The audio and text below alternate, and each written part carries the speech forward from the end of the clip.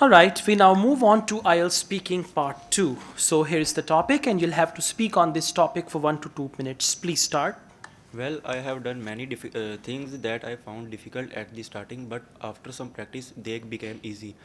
Today, I would like to talk about one challenging thing that I did was was assembling my gaming computer.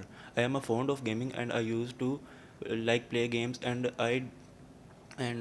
all my friends had computers at that time, and I requested my parents to have me one. Uh, so they gave me the permission to buy one, and I request my techie friend in to help me with the with buying. He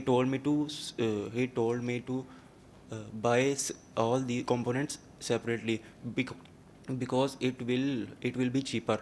Uh, I first I found it difficult by I found it difficult to assemble the computer, but after watching some YouTube videos, I have the confidence to build it. I told my friend to come and shop with me. He told me to buy them online because it will be cheaper to buy them online, and buy them online than the retail shops. And the order came in 2 to 3 days. I assembled them in all one day. It was difficult for me, but first time, uh, but uh, but it came very good. Okay, 1 minute 30 seconds. Overall, it is good. Just few mistakes, like you said, I request.